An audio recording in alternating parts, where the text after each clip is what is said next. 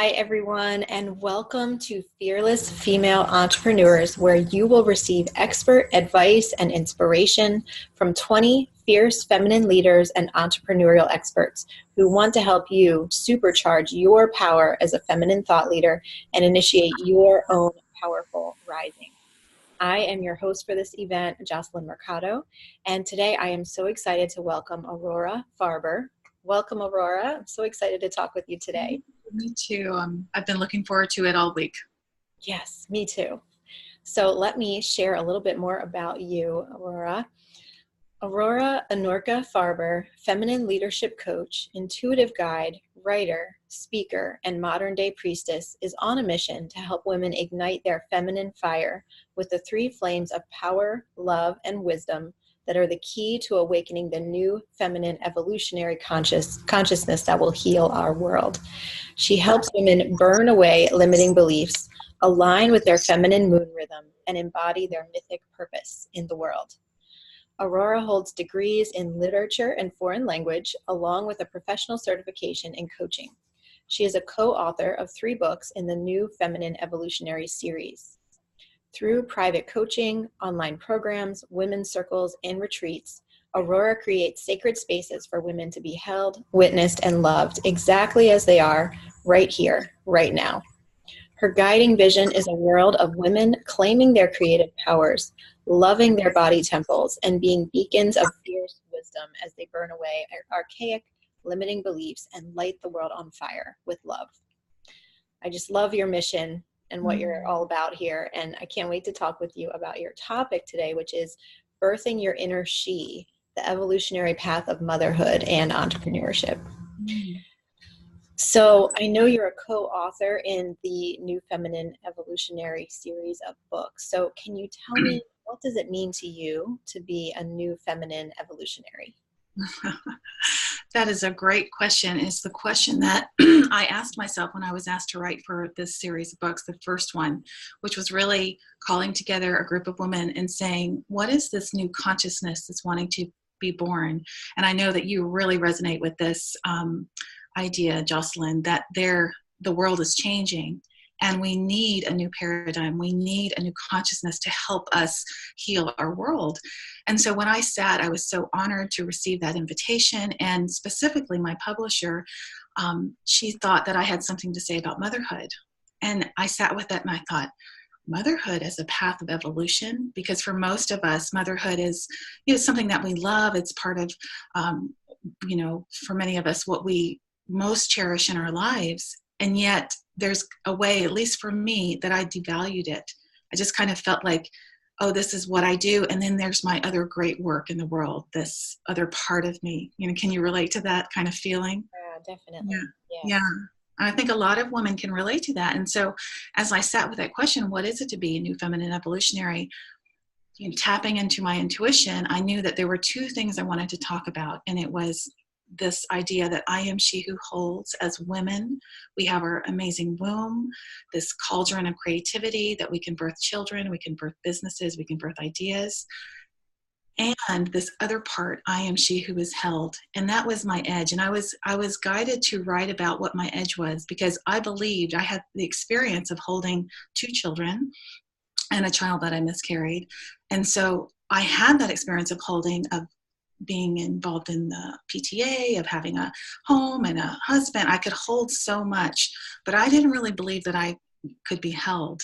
And that's where my edge was, because I was wanting to move forward in my business, but how on earth would I do it? My family would come crumbling down if I dared to step forward into my business. It was kind of this underlying fear that I got coaching on, is I would sabotage myself because I had this fear of success, that if I became successful, then my family would suffer. I couldn't hold that much. Yeah.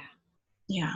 Very powerful. Very, very powerful. And I think this is really going to speak to so many of the women listening who have been considering jumping into entrepreneurship, but holding back for reasons like this. How will it affect my family? Absolutely. And it's interesting the ways that we can self-sabotage. Like, we can put so much energy into our aspirations, the things that we want to create besides our family, and then we just let them go or procrastinate or just self-sabotage in so many ways. And so for me, that second part, I am she who is held, that was the part that I wanted to learn to embody, because I didn't really believe I was held. I didn't really believe that if I went off on a divine feminine retreat in California to get further training in my craft, right, that everything would be okay. But I had to go through the initiation of it. And that was my edge. And that's where I got the invitation to write for this book. And so it was really alive for me, this way in which, am I held? Am I truly held? Can I trust that I'm held by the divine? Do I have a purpose? And am I going to be held? I don't have to do it all alone. And when I say held, I mean held by the universe and held by sisterhood, held by family, asking for support, getting that support, because especially as entrepreneurs, a lot of us are solopreneurs. You can feel very lonely. Yeah.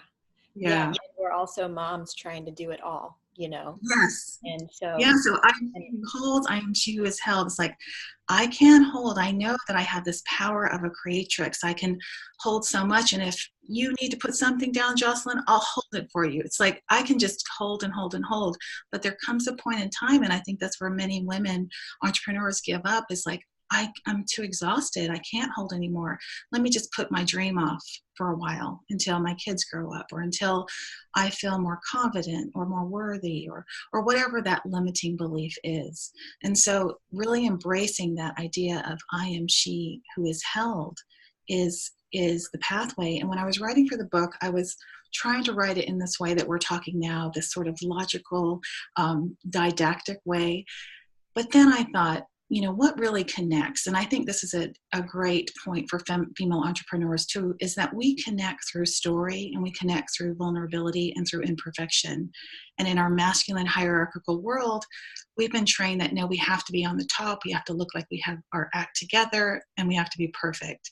And so I decided, instead of coming from the top of the mountain and preaching, I am she who's held, I am she who holds, I would tell the story. And so I sat with it. And this is how I've grown my business, is from the inside out. Is I sat with it and I said, okay, I am she who is held. What does that mean to me? What's the resonance? And I felt that time in my life when I held my first baby. And that's how my chapter starts, is like, she's here. I can't believe that she's finally here. And just that moment of recognition of this creation that I had so wanted for so long. I write in my chapter that I had named her by the time I was 23. I had been journaling to her all through my growing up before I became a mother. And so there was this way in which I couldn't believe that she was actually here. I had wanted her. And so for many of us, our creations are like that. Even our businesses, we have plans and creative projects and expectations. And when it's finally here, like, what is it to hold? And so I wrote about that. And then the surprising part that came to me is, of course, my edge. I am she who is held. I'm like, oh, what does that mean? And then I had the remembrance of my miscarriage.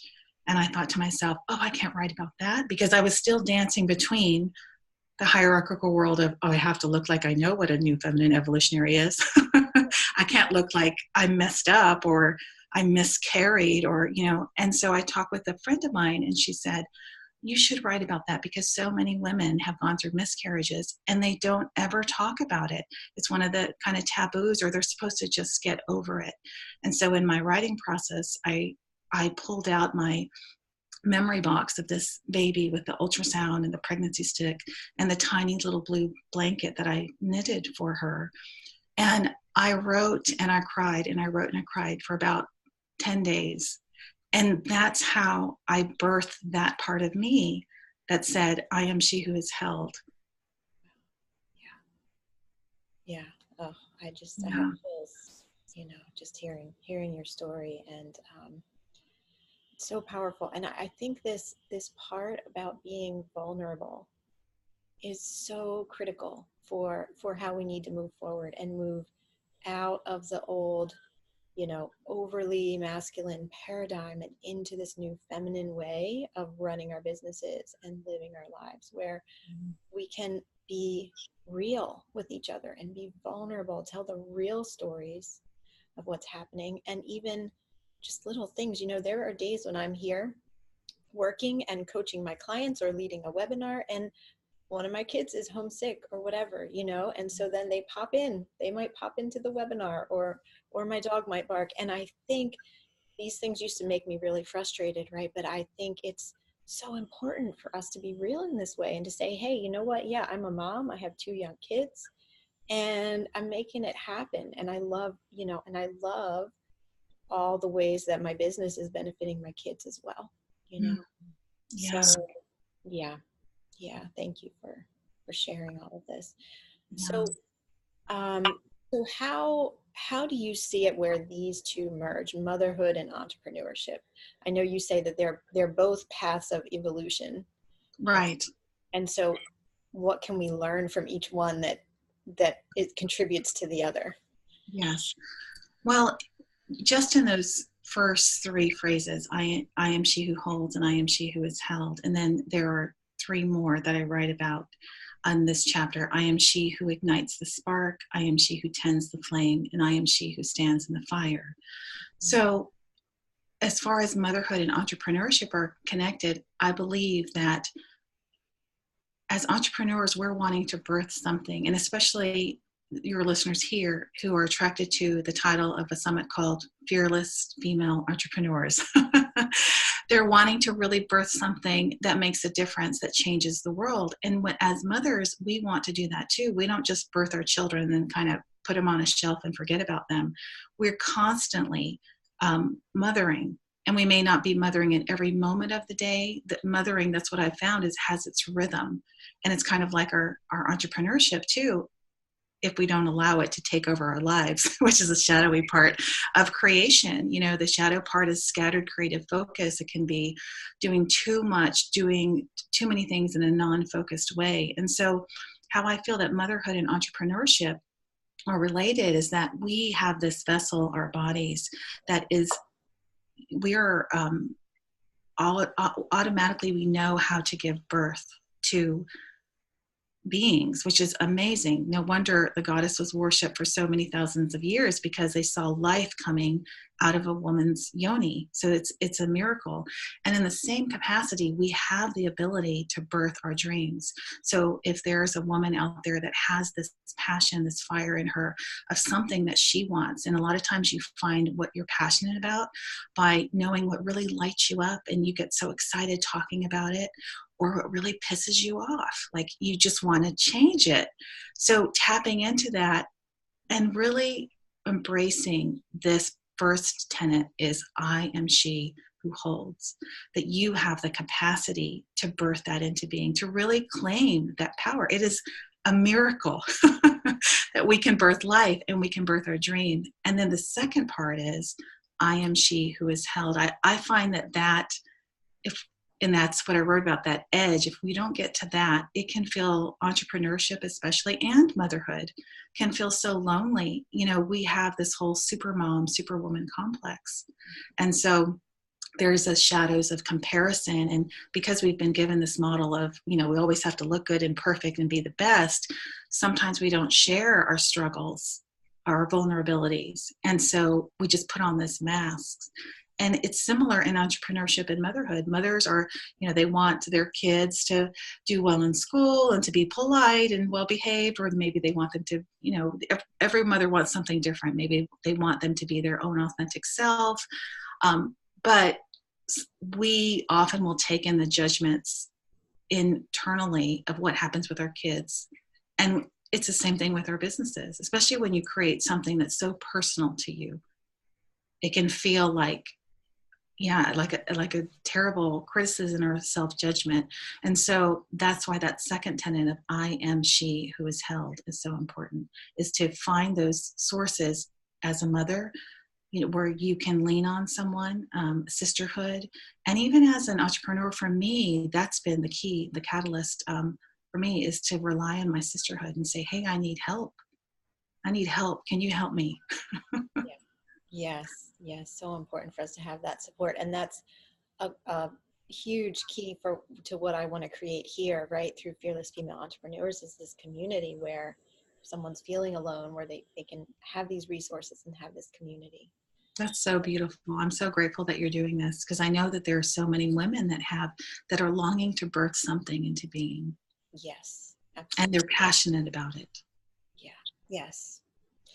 Yeah, I think it's so important to recognize motherhood as an evolutionary path, and as, at least for me, and tell me if you agree with this, but I feel that it is so intertwined with my role as an entrepreneur, because my experience has been that, like, I was in corporate, I was in finance Mm. until my first daughter was born. And that's when everything changed for me, because I looked at this little child that I was holding and I started to think, what am I doing with my life? What kind of a world am I creating? What kind of a life am I modeling for her? And it just basically made me take apart everything and start over with my career and other aspects of my life as well. Yeah. Um, and so for me, the birthing of that child led to the birthing of Sacred Planet and all that I'm doing through my business. And so it's very interesting how the motherhood and entrepreneurship intertwine in different ways for for different mothers, certainly. Um, Right. but I do so frequently feel that pull of, is this work that I'm doing, is it worth it for the time that I need to spend away from my family sometimes when I'm traveling, or however it might, yeah, however it might affect them. I feel that so strongly too. Like when I need to go away for a week, to lead a retreat or something like that. And it's so hard to leave my children, and I wonder what effect that's having on them. Um, so I think it's just so important what you're saying here, about needing to really, really explore all of this and be vulnerable with ourselves and be vulnerable with one another, Mm-hmm. to really get to the root, and to find out what we need Yes. to be able Well, to hold all of it. we know that we're not alone. Yeah. That we create resonance between our hearts, and it's like, oh, it creates empathy, and we begin to connect more deeply. And I think that struggle that you talk about is, those are the ways that, if we're not conscious of it, we can sabotage our business success or our mothering success, when we do that dance between, I'm not being a good enough mother and I'm not being a good enough entrepreneur, or if I, there's this either or kind of philosophy, but rather than placing it into a both and. And for me, how to get to the both and is that second part, I am she who is held. And I mean, through sisterhood, through support, through your partnership. But I also mean by the divine, like this sense that even if you do go away on retreat, that you are held by the divine, that your family is held by the divine, and that whatever is happening, even the things that aren't on the trajectory of happiness or what you want, those can be great gifts. And when I was writing this chapter, I wrote, the third one was, I am she who ignites a spark. And so that was about my son, who really helped birth the masculine in me. The part of me that wanted to stop being, I'd been a mother for 4 years, and we're living in Shanghai, China, and I had a maid, and it was wonderful because she helped me. And so I had a 4-year-old and a baby, and I was able to do things like, take painting classes and start a business. And I still had those moments of, oh, am I doing too much? Am I not being present? But knowing, like, when I look back at it now, I can see how doing all those things led me to where I'm at now, to this mission that I have for my world, for the world. And I wouldn't trade that now. And so I feel like that's the other thing for entrepreneurs and mothers to know is, it's okay to have passion. It's okay to claim, like, this is what my purpose is. Sometimes when we become a mother, it's like, oh, I'm the vessel, and now my purpose is to raise these children and love them and have them, create this better world for them. And of course, we want to do that, but we also have a divine purpose. And so that's what igniting that spark is. And then the fourth one is, I am she who tends the flame. And I think for moms and entrepreneurs, that is really important. For me, that was about and when I was talking about being held and even trusting through the darkness, through the hard times, that was for me after I moved from China to the States, international move. My kids had never been in American school, moved 3 times in like 9 months. It was crazy. And then I found out I had melanoma. Oh, And yeah, and so I went into this deep depression, but it was almost like a depression because it was so scary to me. I became robotic and numb because I had all this stuff to do. I had to be, the grounding stone for my family. And so I began to like build a wall to disconnect myself from my body and my mind. I just was in action. yeah. And so finally, I realized the joy in my life was gone. I couldn't live that way. And I am a person that seeks meaning through symbols, through music. And I just couldn't live that way anymore. And so I began to tend my own inner flame. It had dwindled to just this tiny pilot light. And so for any woman who's listening that's been through those moments of miscarriage, of facing, disease or losing someone or losing a job, all those moments in life, moving overseas, feeling lonely, that spark in you still lives. That's what I want to say, is that it still lives in you. And it's that ability to tend. And even with your business, if you had a business, a launch, and it flopped or it didn't turn out, and you know that feeling, you put so much into it. And then the voices come, oh, I'm a failure. I can never do this. And all that, that spark is still there. And so to tend it, like for me, it was through lighting a candle every day, through doing oracle cards, through dressing my body and actually beginning to love my body, putting oils on, essential oils, and dressing and wearing jewelry that uplifted me. Even though I was still in the depression, it gave me hope of what was to come. And so I think for entrepreneurs and mothers, both of them are face that winding pathway of forgetting themselves and forgetting to tend their inner flame in service of the big goal out there, to raise these kids or to make 6 figures. We forget that without this body temple, without igniting the fire, that is the key, is that lighting the fire is what makes the temple sacred. So if you have sacred work out there to do, it has to begin with lighting your inner fire.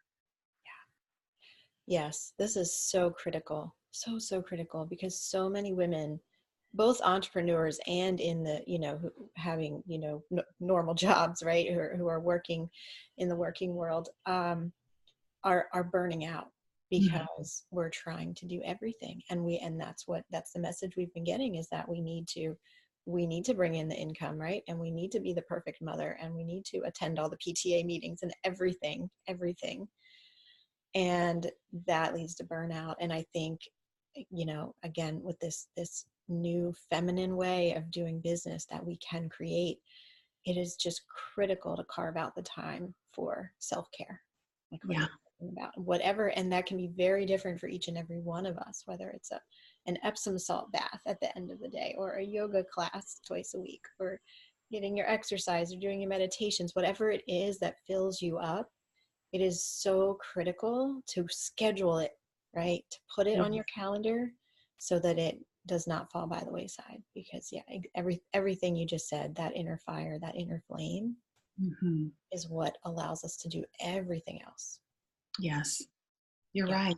And on top of all that, the pressure of these scripts that we've been handed on trying to be the superwoman, super mom, we now live in a world that has been so in this masculine mode of producing that there is that we are standing in the fire. We are standing in the fire with our pilot lights almost diminished. But what I want to say is, when you really claim this inner she who holds, who is held, who ignites the spark, who tends the flame, and who stands in the fire, and really claim it. To me, now standing in the fire, when you know that your fire is lit, you don't burn. Like, you can't get burned up. And in fact, you can begin to share. That's kind of my vision, is igniting this heart light in myself. It starts with me, it starts with you. Then I share the light with you, and you share it with all these amazing women that you've invited to the summit, and they share it. And it's like little pinpoints of light on the globe. As we stand in the fire, we don't have to be afraid if we ignite that fire. And that was my last tenet. And I actually, I was thinking that maybe I would read this from the book. Yeah, that'd be Just great. this little passage about this very last one. Let me see if I can find it here. Because it's, this chapter kind of chronicled my journey of pregnancy and the creations that I wanted to birth. But this last one, when I came to the very end of it, I thought, okay, I've written about motherhood. Now, what does it mean? What does it mean to be a new feminine evolutionary? I didn't really know. This was just my story. And so this is how it ended. She who stands in the fire. I am here now, pregnant this time with possibility. A new world awaits, feminine energy rising, swirling, expanding, the old system crumbling, a world in chaos. From the ashes, a new song of sisterhood arises, a remembrance of our power, love, wisdom, a fire now lit in our hearts, flaming through our bodies, alchemizing all into love. Sisters everywhere, burning down all that no longer serves, birthing a new paradigm. Together, we forge a new world, a world ablaze in feminine fire. I am she who stands in the fire. I love that. So beautiful. Yeah. Thank you. I'm so grateful that came through me, through this vessel, through my heart to ignite the hearts of others. Really, I'm grateful for that. Yes. So powerful. Thank you for sharing that. Mm-hmm. Yeah. Well, I know that you speak about the songs that help us birth our creations into being. I would love to hear more about that. And I think you said there's a song that helped you birth your business. So Yeah. yeah, Yeah. tell us all about that. Yeah, so that's an interesting story. So as I was just sharing with you this last part of my chapter, right? As I was coming to write it, what happened is I realized that these 5 transmissions, these 5 tenets, were creating a song. And it was at a time in my life where I was asked to write for this. I was asked to really more focus on what I stood for in a more congealed, solid form through writing. And I had this terrible site shame. Some female entrepreneurs can probably relate to that. And I knew I had to create this new website because I was going to be in this book and all these other amazing women were going to be in it. And I just couldn't go present myself in this way. Like I wanted to be born. And so through the website, I find that often, I don't know if you found this, but through creating a website, to offering yourself online, you are in a way being born. You know, it's an opportunity to say, who do I stand for? What do I stand for? What are the images? It's it's almost like a soul imprint that you're putting out there. Mm-hmm. And so for me, I was really blocked on who am I? You know, I'm a coach, I'm a women's coach, I'm a positive psychology coach, I'm a priestess, I'm a, who am I? And I'm a new feminine evolutionary. Am I? I'm a mother. So I was trying to put it all together and I was blocked. We had a hurricane here for 3 days. I was locked in, and I could have done my website. I didn't do it. The day after the hurricane, so all this energy, and I know you work with a lot with energy and elements, but all this just was swirling in the air, right? And it was a very chaotic, scary time. So it was almost as though something was going to emerge from that. And so with my brother, who's a musician, I had written this and I said, I want to create a song from these 5 tenets. Mm-hmm. And so we went and recorded it at his home. And the night before the book was to come out, I still hadn't done my website. I was in labor for all those days of the hurricane. And he sent it to me and I heard myself singing it. And I got on my computer and I finished that website. I stayed up, 4 or 5 hours, but I did it. And I feel like that birthed me into being creating this song. And I wanted to read a little bit about what this song is about, the new feminine evolutionary, if that's okay. Sure. Yeah. Yeah. So, today I stand with other women heralding the birth of the new feminine evolutionary. We are each creating something new, something unimaginable, something crafted in passion and held in love, like a child forming in the womb. Birthing this new being, we birth ourselves into being. Each of us comes onto the path of feminine evolution differently. Motherhood has been my path, destroying illusions of who I think I am and reconstructing something new from the ashes each day. It surprises me, exhausts me, thrills me. It wears me out and builds me up again, evolving me into a stronger, more loving, and wiser woman. And then I go on to talk about how our earth is crying out, our children are being ravaged by war and hunger and disease, and that there is we need a new guide, a light to ignite the spark of hope again, a melody to lead us through the dark night and into the light of day. Something stirs in the darkness, like the lullabies that called my children into being. I hear a new birthing song, a song of hope, a song of sisters rising, a song of sisters reaching in to reach out and heal the world, a song of the heart reminding us of our own innate power, love, and wisdom, a sacred song guiding us from transition to crowning until at last we marvel at our own evolution, a song birthing the new feminine evolutionary into being. And so that song, it ends with, I am she who holds. And I was thinking I might sing it for your audience if you want. Okay. Yeah, absolutely. Yeah. So this song, and part of, the work I do, my priestessing work too, is using yantra, mantra, mudra. And so this song also has movements that go with it. And I've used it and led circles before with the song as well. So this is to say that, sometimes those creations that are birthed inside of us, like our children, we don't know where they're going to go. They have almost a life of their own, as you know, with your business, right? Yeah, absolutely. One song of listening. So listening deeply in, I discovered this through writing, and it goes, I am she who holds, I am she who is held, I am she who ignites the spark, I am she who tends the flame, I am she who stands in the fire. Just gorgeous. Yeah. Really, really So touching and moving. Yeah. Thank you so much. Yeah, thank you. I can feel it. And it's like, even in your expression, like I can feel the resonance. And so when I talk about the songs that birthed our creations into being, that's one example. And with my children, I also created songs for them when they were in the womb. I put my hand on my belly, and with my daughter, my first baby, I knew I wanted a welcome song for her.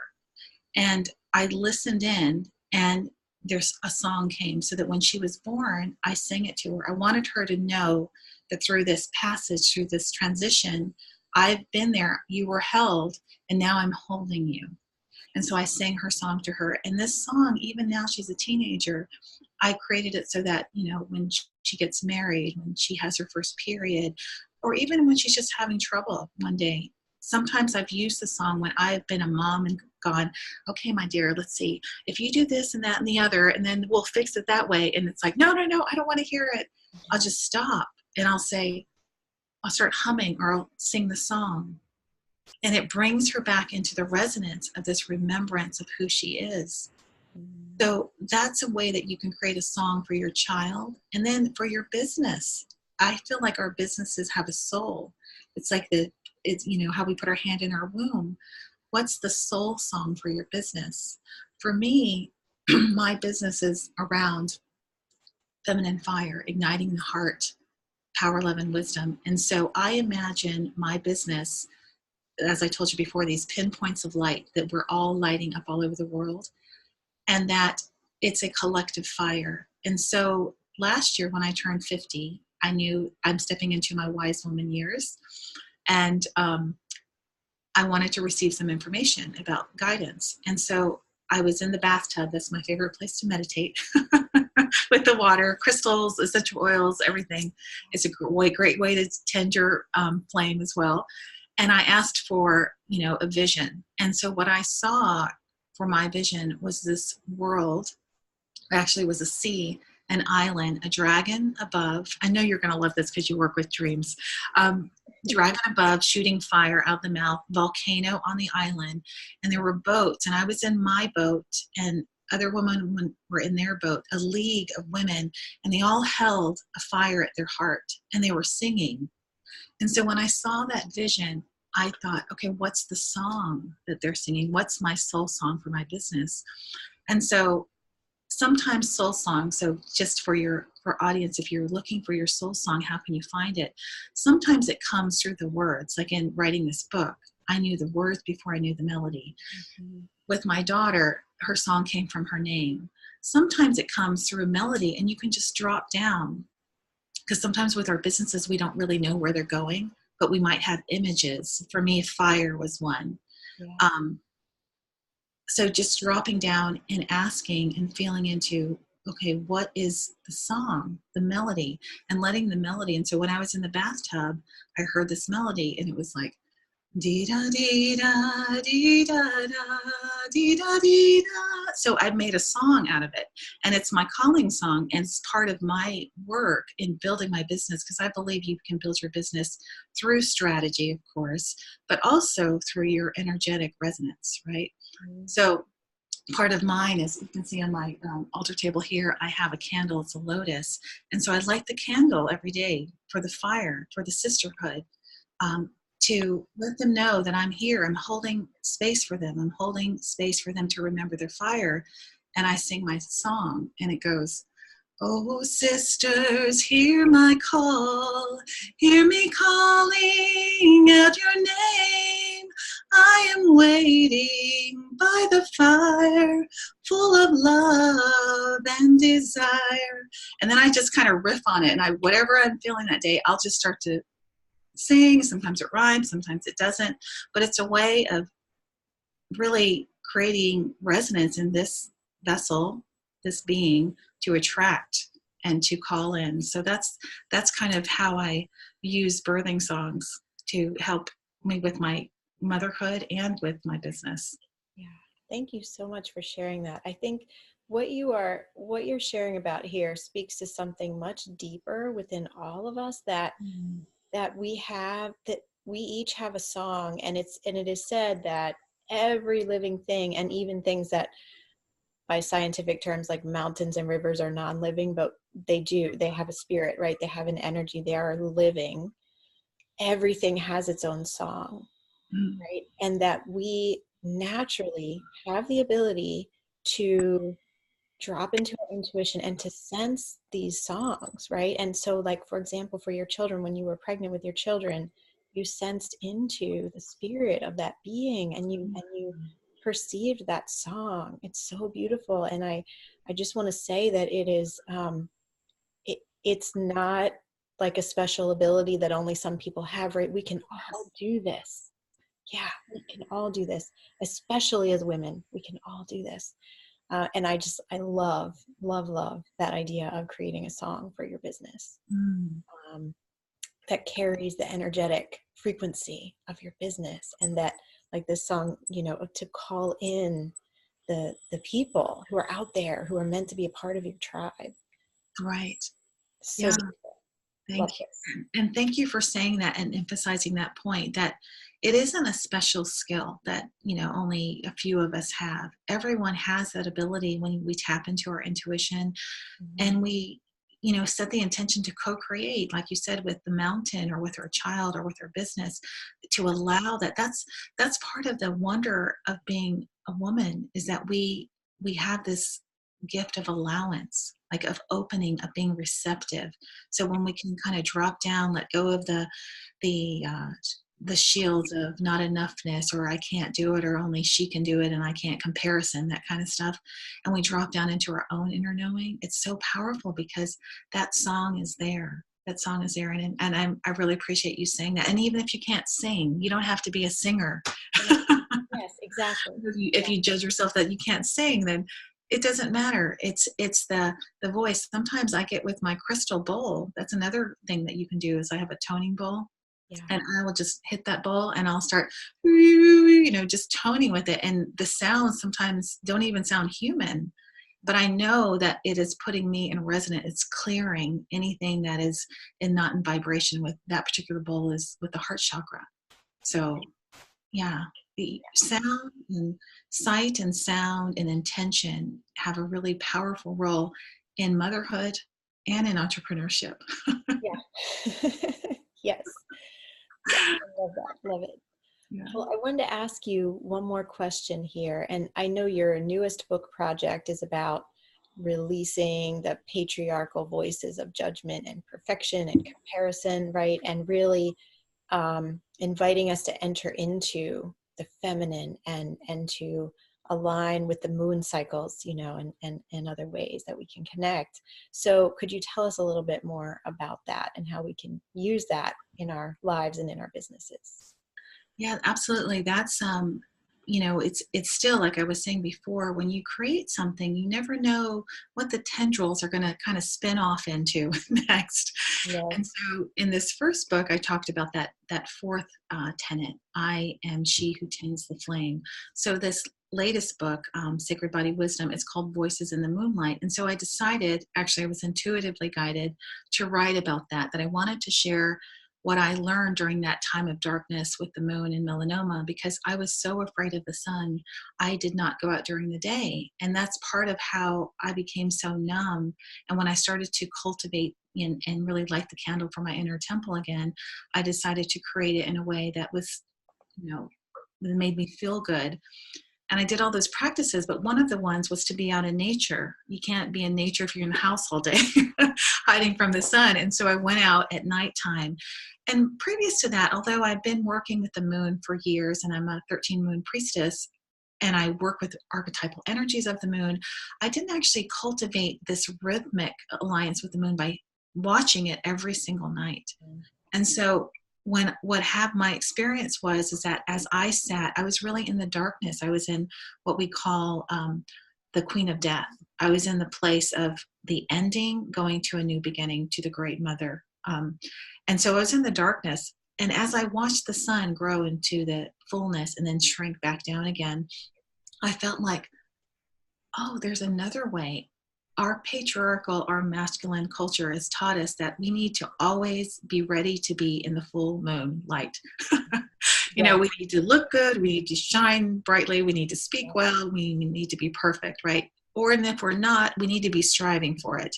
And we don't need to be relaxing. We don't need to be taking time in the darkness or taking time to cultivate, the wisdom of the cycle. And so what that taught me was that there was this new rhythm, and I began to follow it by following the moon outside and following my inner womb, my own menstrual cycle, and noticing how sometimes they were aligned, sometimes they weren't, kind of playing with those energies.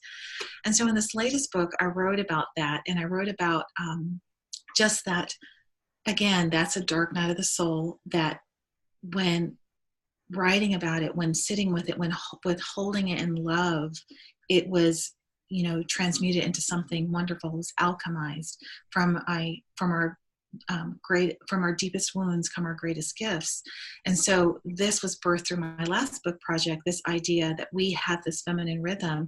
And so now I've created, through this writing, these four pivotal phases of the moon. The new moon, of course, was the mother energy, the time to love yourself, to love like a mother. The first quarter moon, when it's starting to peak, what is that intention? And in business, what is that intention that is going to sprout? And what inspired action can you take? And how can you reign like a queen when you're looking at your queendom of your business, of your motherhood, of all the things you want?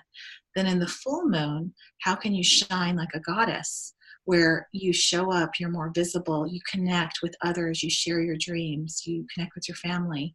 And then finally, in the third quarter moon, the wise woman, which is all about how can you lead like a sage? Part of our hamster wheel of productivity is, there's the goal, let's produce it next. And it's not taking in that wise woman energy, like, okay, what went well, what didn't get seeded, what didn't grow, what can I plant for the next time, and what wisdom did I receive through my struggles through this moon cycle, and how can that help me and help others through the next? So that's what I'm really lit up about now, is working with the moon phases, because I feel it's a natural point in the sky that we can align with, and just by going out and looking at it, but then just considering those four aspects of the moon and how you can love yourself like a mother, reign like a queen, shine like a goddess, and lead like a sage in motherhood or as an entrepreneur. Yeah, beautiful. Thank you. And there's a goddess of Native American tribes that is called Changing Woman. And I Oh, love that because that's, that's who we are as women. We're always changing. We're always moving through these phases, the same as the moon, right? yes. And to really recognize that, I think it allows us to love ourselves so much more deeply because we can, sometimes we judge ourselves for not wanting to be out in the crowd as much, but that's the new moon time. That's when we need to be, you know, staying quiet and resting or reading or meditating or sleeping, right? And to really honor and respect that in ourselves, that we are changing all the time.